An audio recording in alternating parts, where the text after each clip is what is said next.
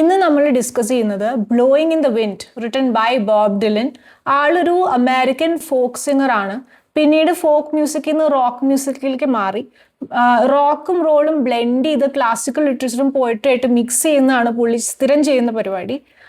ആള് beat poetry ആയിട്ട് ഭയങ്കര ഫാസിനേറ്റഡ് ആയിരുന്നു. He was very inspired by beat poetry. പിന്നീട് ഫോക്ക് മ്യൂസിക് കോഫി ഹൗസസിൽ പെർഫോം ചെയ്യാൻ തുടങ്ങി. അതുപോലെ തന്നെ ആളുടെ ലാസ്റ്റ് നെയിം ഡിലൻ എന്നുള്ളത് ഫേമസ് വെൽഷ് പോയറ്റ് ഡിലൻ തോമസിൽ നിന്ന് എടുത്തതായിരുന്നു. ആളൊരു ബ്യൂട്ടിഫുൾ സോങ് റൈറ്റർ ആണ്. ബ്ലോയിങ് ഇൻ ദ വിൻഡ് എന്ന് പറയുന്നത് ആക്ച്വലി ഒരു സോങ് ആണ്. ഇതൊരു പോയം അല്ല, ഇതൊരു സോങ് ആണ്. ഇത് പുള്ളി 1962 എഴുതിയതാണ്. ഇതൊരു ക്ലാസിക് പ്രൊട്ടസ്റ്റ് സോങ് ആണ്. അതായത് ഒരു സോഷ്യോ പൊളിറ്റിക്കൽ ആന്തം ഒക്കെ പോലെ background of war and operation, അതായത് സിവിൽ വാറും കോൾഡ് വാറിൻ്റെയും ആ ഒരു ബാക്ക്ഗ്രൗണ്ടിൽ എഴുതിയ ഒരു ബ്യൂട്ടിഫുൾ സോങ് ആണ് ബോബ് ഡിലൻ ഇവിടെ പറഞ്ഞു വെക്കുന്നത്. ഇനി നമുക്ക് ടെക്സ്റ്റ് ഡിസ്കസ് ചെയ്യാം. How many roads must a man walk down before you call him a man? എത്ര ജീവിതാനുഭവങ്ങൾ ഒരു മനുഷ്യൻ ഉണ്ടാവണം അയാൾ ഒരു മനുഷ്യൻ എന്ന് വിളിക്കാൻ? എത്ര ജീവിതാനുഭവങ്ങൾ മുന്നോട്ട് പോയാലാണ് അയാൾ ഒരു മനുഷ്യൻ എന്ന് വിളിക്കുക? How many seas must a white dove sail before she sleeps in the sand? എത്ര കടലോരങ്ങൾ താണ്ടിയാലാണ് ഒരു വെള്ളരിപ്രാവിന് ഒന്ന് ഉറങ്ങാൻ പറ്റുക? വെള്ളരിപ്രാവ് എന്ന് ഉദ്ദേശിക്കുന്നത് പീസും പ്യോറിറ്റിയാണ്. സോ എത്ര നാൾ വെയിറ്റ് ചെയ്താലാണ് നമുക്ക് പീസ് കിട്ടുക എന്നാണ് ഉദ്ദേശിക്കുന്നത്. Yes, and how many times must Canon balls fly before they are for ever band? Canon balls എന്ന് പറഞ്ഞാൽ പണ്ട് വാർ ടൈമിൽ വെടിയുണ്ട പോലെയുള്ള ഒരു സാധനമാണ്, പക്ഷെ ബോംബ് പോലെ എക്സ്പ്ലോഡ് ചെയ്യും. പണ്ട് ഉപയോഗിച്ചിരുന്ന സാധനമാണ് ഈ കാനൺ ബോൾസ്. എത്ര വെടിയുണ്ടകൾ ഉതിർത്താലാണ് യുദ്ധം ഒന്ന് അവസാനിച്ച് കിട്ടുക? The answer my friend is blowing in the wind. The answer is blowing in the wind. ഇതിനൊക്കെയുള്ള ഉത്തരം നമ്മുടെ ചുറ്റും ഊതുന്ന കാറ്റിലുണ്ട്. കാറ്റ് നമ്മൾ ശ്രദ്ധിക്കാത്ത പോലെ ഈ കാര്യങ്ങൾ നമ്മൾ ശ്രദ്ധിക്കുന്നില്ല. Yes, and how many years must a mountain exist before it is washed to the sea? അതായത് മതിലുകൾ, രാജ്യങ്ങൾ തമ്മിലുള്ള മതിലുകൾ, ആളുകൾ തമ്മിലുള്ള മതിലുകൾ, ആ മതിലുകൾ പൊളിയാനായിട്ട് എത്ര നാള്? അതായത് മൗണ്ടൻ ഒബ്സ്റ്റക്കിൾസ് മാറി സീയിലേക്ക് പോകാൻ, എല്ലാവരും പീസ്ഫുൾ ആയിട്ടിരിക്കാൻ, എല്ലാ മതിലുകളും ഭേദിക്കപ്പെടാൻ എത്ര നാളെടുക്കും? Yes, and how many years can some people exist before they are allowed to B free? Some people എന്ന് ഉദ്ദേശിക്കുന്നത് ബ്ലാക്സിനെയാണ്. എത്ര നാള് ബ്ലാക്സ് ഈ ജീവിതം ജീവിക്കണം അവർക്ക് ഫ്രീഡം കിട്ടാൻ? എത്ര നാൾ ഇങ്ങനെ ജീവിച്ചാലാണ് അവർക്ക് ഫൈനലി ഫ്രീഡം കിട്ടുന്നത്? Yes, and how many times can a man turn his head and pretend that he just doesn't see? എത്ര പ്രാവശ്യം ഒരു മനുഷ്യൻ ഓപ്പോസിറ്റ് ഡയറക്ഷനിലേക്ക് തിരിഞ്ഞ് കണ്ടില്ല എന്ന് നടിക്കണം? The answer my friend is blowing in the wind. The answer is blowing in the wind. ഇത് എഴുതിയ ആള് ബോബ് ഡിലൻ പറയുന്നത് ഒരു ചെറിയ പീസ് ഓഫ് പേപ്പർ വായിലൂടെ ഇങ്ങനെ സഞ്ചരിക്കുന്നു. നമ്മളൊക്കെ ആ പീസ് ഓഫ് പേപ്പർ കാണുന്നു, നമ്മളത് നോക്കുന്നില്ല, പുറകെ പോകുന്നില്ല, വായിച്ചു നോക്കുന്നില്ല, നമ്മൾ കാണുന്നു, നമ്മൾ ശ്രദ്ധിക്കുന്നില്ല. അതുപോലെയാണ് ഈ വക ചോദ്യങ്ങളുടെ ഒക്കെ ഉത്തരം. Yes, and how many times must a man look up before he can see the sky? Sky എന്ന് പറയുന്നത് നമുക്ക് മുകളിലേക്ക് നോക്കിയാൽ കാണാൻ പറ്റാവുന്ന ഒരു സാധനമാണ്. പക്ഷെ ഇവിടെ പറയുന്നത് മനുഷ്യരുടെ പെർസെപ്ഷനാണ്. കാണേണ്ടത് കാണാൻ ഇനി എത്ര നാളെടുക്കും? Yes, and how many years must one man have before he can hear people cry? എത്ര ചെവി ഒരാൾക്ക് വേണം ബാക്കിയുള്ളവരുടെ ദീനരോധനം കേട്ട് സങ്കടപ്പെടാൻ? അങ്ങനെ എത്ര ചെവികൾ കിട്ടിയാലാണ് ആൾ ശ്രദ്ധിക്കാൻ പോകുന്നത്? ചെവി എന്ന് മാത്രമല്ല, വർഷങ്ങളും അതിന് അർത്ഥമുണ്ട്. ഇയേഴ്സ് എന്ന് പറയുമ്പോൾ എത്ര വർഷം എടുത്താലാണ് ആൾക്കാരുടെ ദീനരോധനം നമുക്ക് മനസ്സിലാവുക? Yes, and how many deaths will it take till he knows that too many people have died? എത്ര പേര് മരണപ്പെട്ടാലാണ് ഇത് നോർമൽ അല്ല, ഇത് എബ്നോർമൽ ആണ്, ഇത് അവസാനിക്കണം എന്ന് നമുക്ക് തോന്നുക? The answer my friend is blowing in the wind. അതായത് നമുക്ക് ചുറ്റുമുള്ള ആ കാറ്റില്, നമ്മൾ ശ്രദ്ധിക്കാത്ത ആ പീസ് ഓഫ് പേപ്പറിൽ ഇതിനൊക്കെയുള്ള ഉത്തരവുണ്ട് എന്നാണ് ബോബ് ഡിലൻ പറഞ്ഞു വെക്കുന്നത്. ഇനി നമുക്ക് സോങ്ങിനെ കുറിച്ച് ഫർദർ ഡിസ്കസ് ചെയ്യാം. Blowing in the wind is a song written by Bob Dylan in 1962. 1962 ഈ പാട്ട് രചിക്കുന്നത്. It was released as a single and included on his album The Freewheeling Bob Dylan in 1963. ഇതൊരു ആൽബമായിട്ടാണ് ഇറങ്ങിയത്. ഇതൊരു പോയല്ല, ഇതൊരു സോങ് ആണ്. This classic protest song has had a long, rich life as an anthem for causes from civil rights to nuclear disarmament. ഇത് called വാറും civil rights വാറും തമ്മിലുള്ള ആ ഒരു ബാക്ക്ഗ്രൗണ്ടിൽ എഴുതിയ സോങ് ആണ്. This classic protest song has had a long, rich life as an anthem for causes from civil rights to nuclear disarmament. ഇതൊരു classic protest song ആണ്. ഈ കോൾഡ് വാറിൻ്റെയും സിവിൽ വാറിൻ്റെയും ബാക്ക്ഗ്രൗണ്ടിൽ പുള്ളി എഴുതിയ പാട്ടാണ്.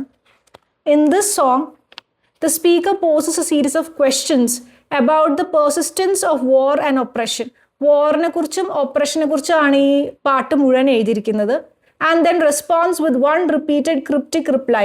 The answer, my friends, is blowing in the wind. ഈ blowing in the wind എന്നുള്ളത് പുള്ളി ഉദ്ദേശിച്ചത് കാറ്റത്ത് ഒരു ചെറിയ പീസ് ഓഫ് പേപ്പർ പറക്കുമ്പോൾ നമ്മൾ ആരും ആ പേപ്പറിനെ പുറകെ പോകാറില്ല, നമ്മൾ ശ്രദ്ധിക്കാറില്ല, പക്ഷെ നമ്മൾ കാണാറുണ്ട്, കണ്ടാലും ശ്രദ്ധിക്കില്ല. അതുപോലെയാണ് ഈ ചോദ്യങ്ങൾക്കൊക്കെയുള്ള ഉത്തരം. Finding an end to human cruelty, അതായത് ഹ്യൂമൻ ബീയിങ്സിന്റെ ക്രൂവൽറ്റിനെ കുറിച്ചാണ് പറയുന്നത്. The song suggests is a matter of understanding a truth that's all around but paradoxically impossible to grasp. ഒക്കെ നമ്മൾ കാണുന്നുണ്ട്, പക്ഷെ നമ്മൾ അതിനെക്കുറിച്ച് ഒന്നും ചെയ്യാൻ റെഡിയല്ല, നമ്മളത് മനസ്സിലാക്കുന്നുമില്ല. അടുത്തത് നമുക്ക് ക്വസ്റ്റ്യൻസ് ഡിസ്കസ് ചെയ്യാം.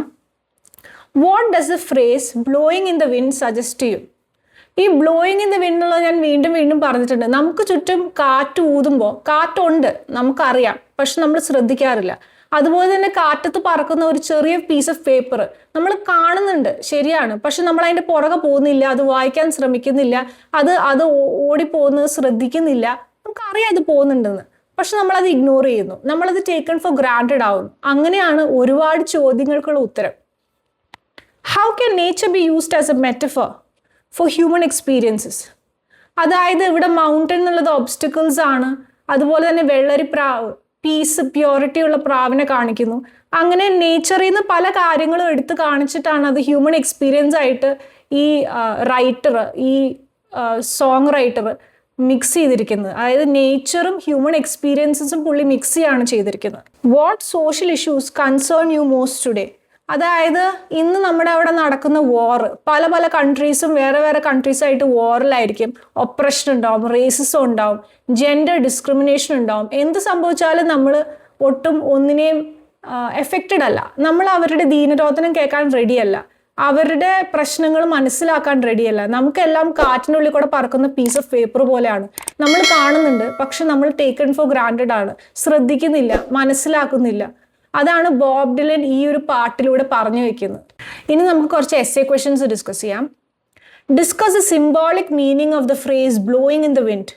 Y might Dylan have chosen this expression?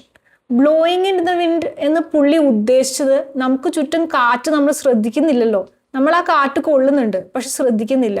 അതുപോലെ തന്നെ പുള്ളി നേരിട്ട് പറഞ്ഞൊരു കാര്യം, ഒരു പീസ് ഓഫ് പേപ്പർ ആ കാറ്റിൽ പറന്നു പോകുമ്പോൾ നമ്മൾ ആരും ആ പേപ്പറിന്റെ പുറകെ പോകുന്നില്ല, ശ്രദ്ധിക്കുന്നില്ല, അതിലെന്താ എഴുതിയേക്കുന്നേ നോക്കുന്നില്ല, അതങ്ങനെ പറന്നു പോകുന്നു. അത്രയും സിമ്പിളായിട്ടാണ് നമ്മൾ വാർ എടുക്കുന്നത്, ഒപ്രഷൻ എടുക്കുന്നത്, റേഷ്യൽ ഡിസ്ക്രിമിനേഷൻ എടുക്കുന്നത്, ജെൻഡർ ഡിസ്ക്രിമിനേഷൻ എടുക്കുന്നത്. നമ്മൾ എഫക്റ്റഡ് അല്ല, കാരണം നമുക്കല്ല സംഭവിക്കുന്നത്, വേറെ വല്ലവർക്കുമാണ്. അതിനെക്കുറിച്ചാണ് പുള്ളി പറയുന്നത്.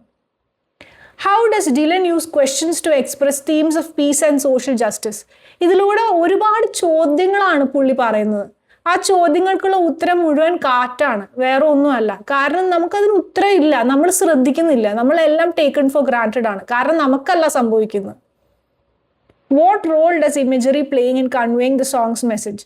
ഇതിനകത്ത് ഒരുപാട് കാര്യങ്ങൾ ഉപയോഗിക്കുന്നുണ്ട് പുള്ളി. റോഡ്, മൗണ്ടൻസ്, വെള്ളരിപ്രാവ്, ആകാശം, ഇതൊക്കെ ഹ്യൂമൻ എക്സ്പീരിയൻസ് ആയിട്ട് പുള്ളി mix ചെയ്തേക്കാണ്. In what vase can blowing in the wind be considered A protest song? Definitely അതൊരു പ്രൊട്ടസ്റ്റ് സോങ് ആണ്. കാരണം സിവിൽ വാറിന്റെ ടൈമിലും കോൾഡ് വാറിന്റെ ടൈമിലും ആണ് ഈ പാട്ട് എഴുതപ്പെട്ടിരിക്കുന്നത്. ആ വാർ കാരണം ലോകം മുഴുവൻ കുലുങ്ങുന്നു, പക്ഷെ ഒരുപാട് മനുഷ്യർ ശ്രദ്ധിക്കുന്നില്ല, മനസ്സിലാക്കുന്നില്ല, ആൾക്കാരുടെ തേങ്ങൽ കേൾക്കാൻ അവർ റെഡിയല്ല. അടുത്തത്, analyze the themes of blowing in the wind, discuss how they reflect the social and political climate of the 1960s.